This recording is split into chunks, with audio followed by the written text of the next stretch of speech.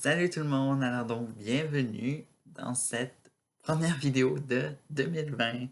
Alors, bon, tous ceux qui me connaissent pas, je m'appelle Jeff Rose. Oui, je suis retourné à Jeff Rose parce que, bon, bref, c'était trop long, l'Air Jeff Rose et tout ça. Bon, je sais que, bon, pour certains, bon, anyway, j'ai décidé de retourner à le nom Jeff Rose et tout ça. Alors donc, ici Jeff Rose pour cette première vidéo de 2020 et tout ça. Aujourd'hui, je vais vous parler de peut-être quelque chose de bon qui date de peut-être de l'année dernière et tout ça. C'est pas un sorte de jeudi souvenir ou un throwback, là, comme on dit en anglais.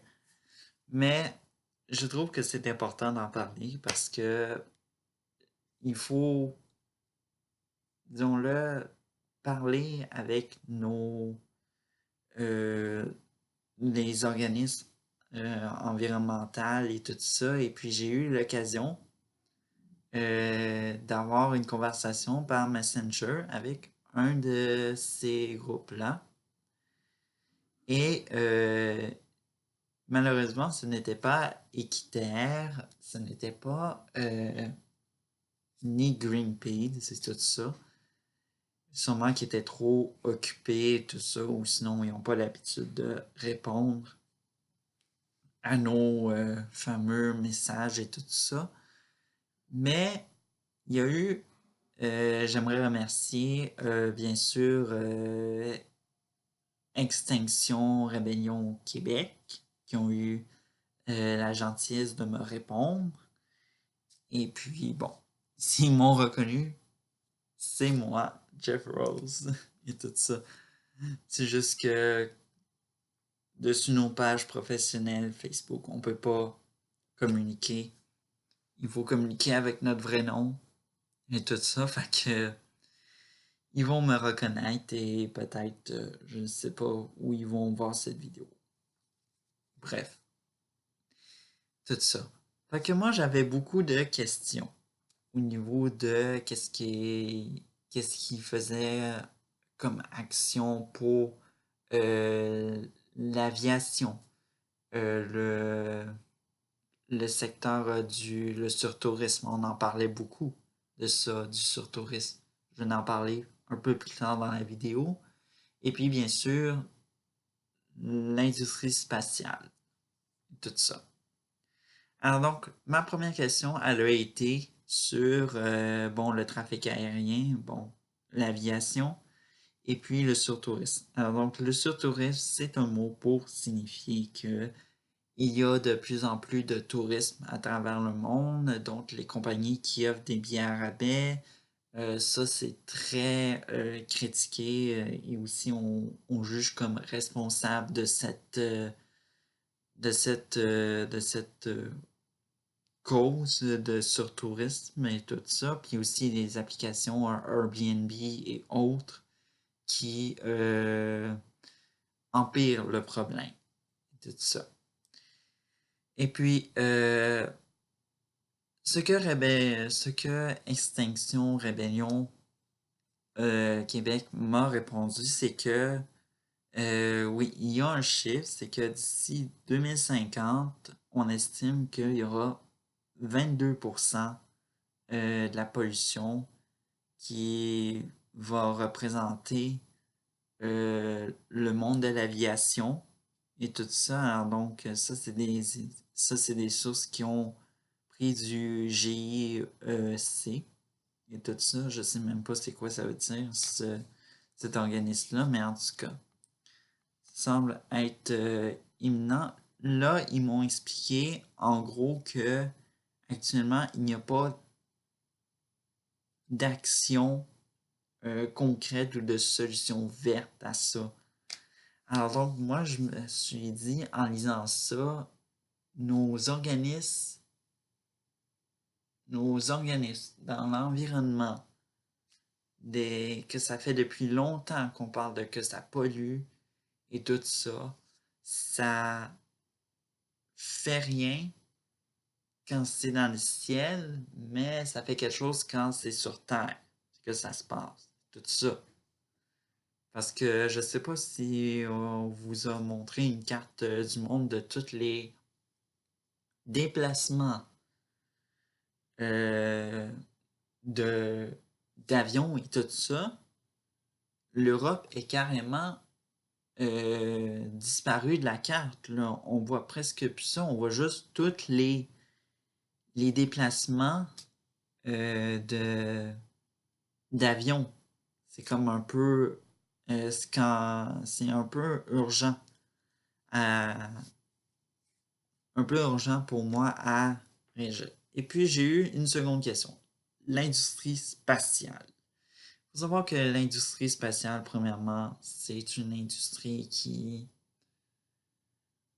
malheureusement, si vous êtes pour qu'on aille un autre homme sur la Lune, vous devrez être contre parce que c'est une façon encore de faire de la politique et parce qu'on se rappelle que dans les années 60, en pleine guerre froide, l'URSS et les États-Unis se sont donnés pour mission de nation contre nation, de d'atteindre la Lune et d'envoyer un homme sur la Lune.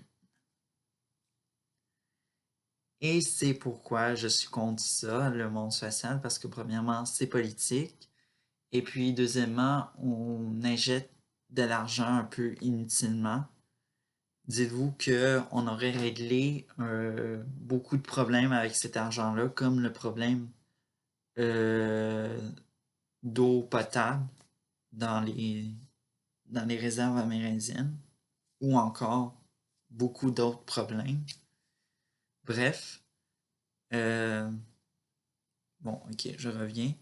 Tout ça. Et là, ce que Rébellion Instinct, je veux dire, Extinction, Rébellion, c'est comme un peu mal dit, on a toujours été dit Rébellion, Extinction, mais c'est Extinction, Rébellion Québec qui m'a dit que, bon, là, ils m'ont parlé un peu de comme genre leur objectif, leur but comme en tant qu'organisme environnemental et tout ça, puis bon, puis ils disent que bon, nous autres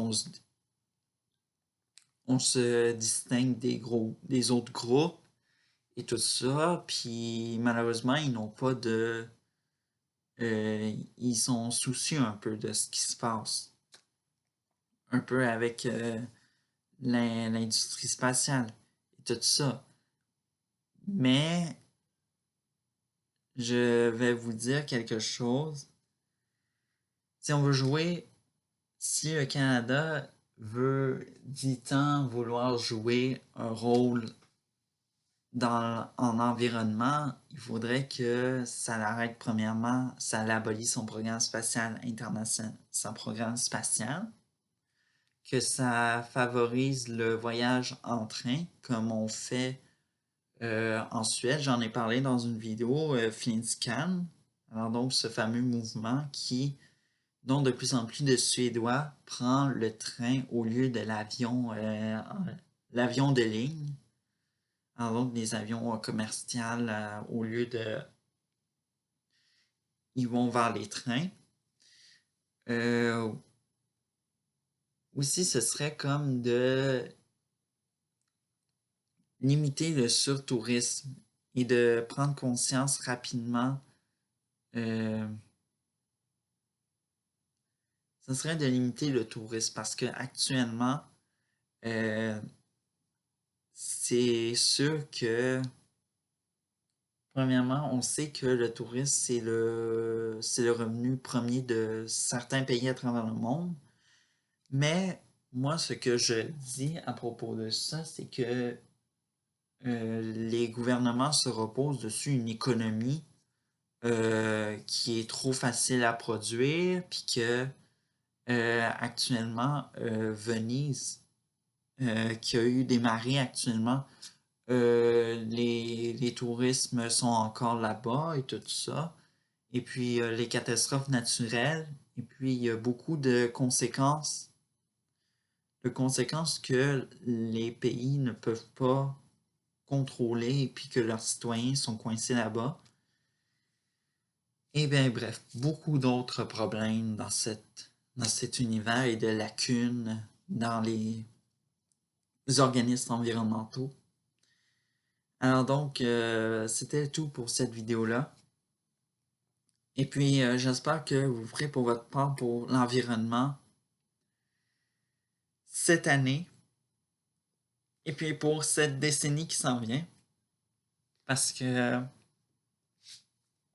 je compte beaucoup maintenir mon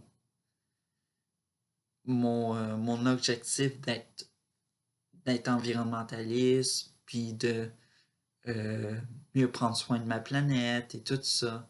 Alors donc, essayez de prendre un virage vert pour 2020 et puis pour les autres années à venir parce que on en aura de plus en plus besoin. Alors donc, c'était tout pour cette vidéo et ciao pour la prochaine vidéo, tout le monde.